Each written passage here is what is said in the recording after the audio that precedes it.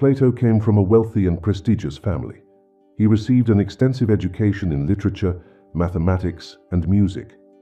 The greatest influence on his education and thinking was his mentor, Socrates. Through conversations with Socrates and his impartial perspective, Plato was inspired to adopt and implement a philosophy of life. When Socrates was sentenced to death in Athens by being given poison, it had a profound impact on Plato. This event deeply shocked him, and he began to view politics as unjust and corrupt. For the rest of his life, Plato worked on ideas of justice and an ideal state.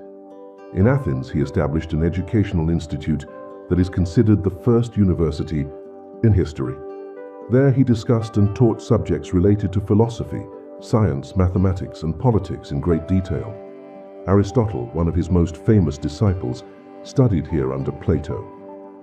Let us now talk about Plato's thoughts and philosophy. Plato's ideas remain highly relevant even today. One of his most significant contributions is the book The Republic, which I'll discuss in this video. Before understanding this book, it is important to understand Plato, which I've explained so far. Now, when it comes to Plato's ideas, he imagined the concept of an ideal state. Plato believed that an ideal society could only exist if it was ruled by philosopher kings. In his ideal state, he believed rulers must be philosophers who understand truth and knowledge. According to Plato, a ruler must be just and have a deep understanding of truth. Plato's second major idea was the theory of forms. According to this theory, the things we see in this world are merely shadows of their true or ideal forms, which exist beyond this physical realm.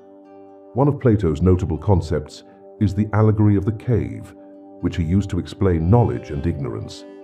In this allegory, prisoners in a cave can only see shadows on the wall and believe them to be real. When someone goes outside and sees the truth, they experience real knowledge. Plato also focused on the idea of justice. He believed that justice is essential for both individuals and society. Justice exists when every class, the rulers, warriors, and producers, performs their roles without interfering in others' work. Plato's The Republic is an inspiring book that explains many truths about the real world. This book is divided into 6 key points. Let's understand them. Number 1. Justice.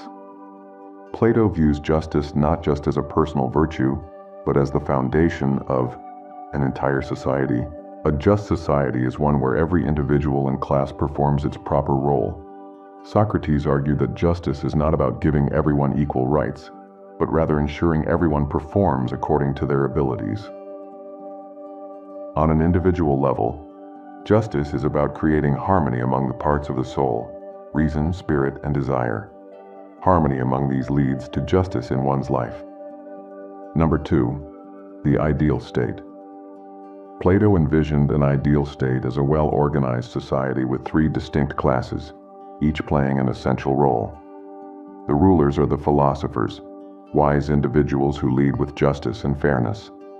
The warriors are the protectors of the state, ensuring safety and following the ruler's guidance with courage and discipline. The producers, such as farmers, craftsmen, and merchants, meet the material needs of society by providing food, goods, and services.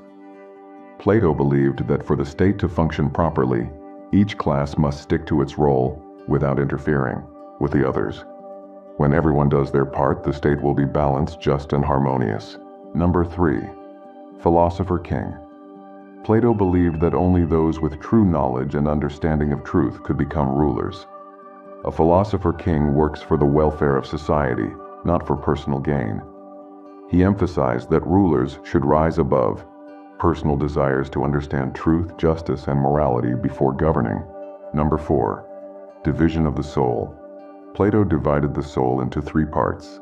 Plato's concept of the division of the soul highlights the 3 distinct parts of the human soul: reason, spirit, and desire, and their roles in achieving a balanced and virtuous life. Reason, the highest part, seeks truth, justice, and morality, guiding individuals to make logical and ethical decisions. It serves as the leader, much like a captain steering a ship or a charioteer guiding a chariot. Spirit, the emotional or willful part, drives courage, ambition, and honor. providing the energy and motivation to act on reason's decisions. When aligned with reason, spirit acts as an ally, supporting rational choices with integrity and determination.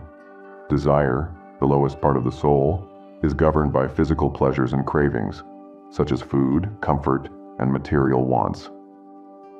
While necessary for survival, unchecked desire can lead to overindulgence, laziness, and imbalance.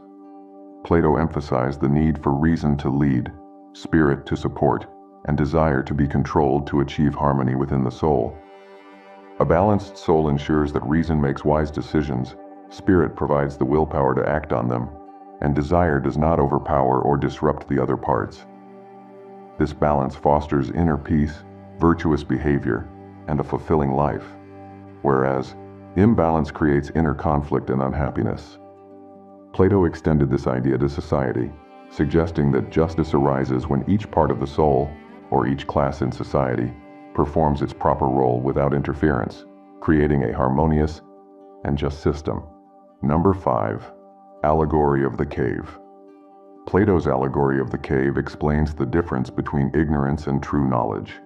In the allegory, prisoners are chained in a dark cave, unable to turn around, and can only see shadows cast on the wall by objects passing in front of a fire behind them.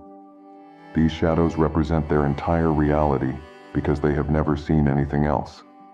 However, if one prisoner escapes and ventures outside the cave, they are blinded by sunlight, but eventually come to see the real world. This journey symbolizes the path to true knowledge, where one moves from the illusion of shadows, ignorance, to understanding the truth, enlightenment. The allegory emphasizes the transformative power of education and the struggle to perceive reality beyond appearances. Number 6. Education and the ideal state. Plato believed that education was the cornerstone of building an ideal state, as it shapes individuals' character, virtues, and understanding of the world. For Plato, education was not merely about acquiring practical skills or knowledge to perform specific tasks, but about fostering wisdom, moral integrity, and the virtues necessary for leading a good life. He argued that education should guide individuals toward realizing their full potential and aligning their lives with truth, justice, and the greater good. Plato envisioned a structured system of education tailored to different classes within society, ensuring that everyone contributes effectively to the state according to their abilities and roles. Philosophers, whom he believed to be the most wise and rational, would receive the highest level of education to prepare them for leadership. Education, in Plato's view, was a lifelong journey, beginning in childhood with the cultivation of discipline and basic virtues and progressing toward higher learning such as philosophy and critical thinking.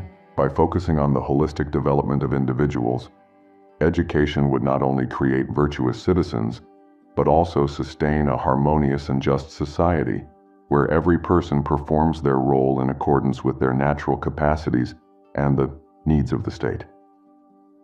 This approach to education reflects Plato's broader vision of aligning personal development with the collective good, ensuring that knowledge and virtue go hand in hand to create a thriving, well-ordered community. So this was the summary of Plato's The Republic. I'm struck by how timeless and profound his ideas are, especially when it comes to understanding human nature, society, and the pursuit of justice. Plato doesn't just present a vision of an ideal society. He delves deeply into the complexities of what it means to live a balanced and meaningful life. One of the most fascinating aspects of The Republic is Plato's division of the soul. It feels so relevant even today. How often do we struggle between our rational decisions, our emotional impulses, and our cravings for immediate pleasures? His analogy of the charioteer trying to guide two horses perfectly captures the inner conflicts we face as human beings. It's a reminder that true harmony comes when reason leads, spirit supports, and desires are kept in check. This concept of balance isn't just about individuals. It extends to society as well, where each part must play its role for a just and functional community. The allegory of the cave was another eye-opening idea. It made me reflect on how people often mistake appearances for reality. The cave, with its shadows, feels like a metaphor for how many of us live, accepting surface-level truths without questioning what lies beyond. It's a challenge to step out of our comfort zones and search for deeper truths, even if that journey is uncomfortable or isolating at first. Plato's message seems to say that knowledge and understanding are hard-won, but ultimately liberating.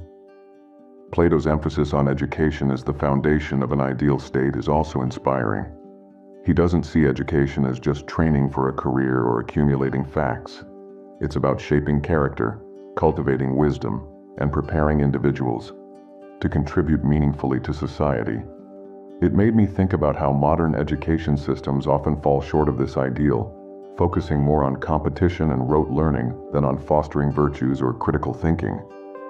His vision of philosopher kings leading the state may sound idealistic, but it underscores the importance of having leaders who are wise, just, and guided by higher principles rather than personal gain. Overall, the Republic is both a philosophical guide and a mirror for self-reflection. It challenges us to think not only about how we live our lives, but also about the kind of society we want to build. It's a call to strive for balance, justice, and truth, not just within ourselves, but in the world around us. For me, the key takeaway is that achieving harmony, whether in the soul or society, is a continuous process that requires wisdom, courage, and discipline. Plato's ideas might be ancient, but they resonate deeply, offering lessons we can still apply today in our personal lives and communities.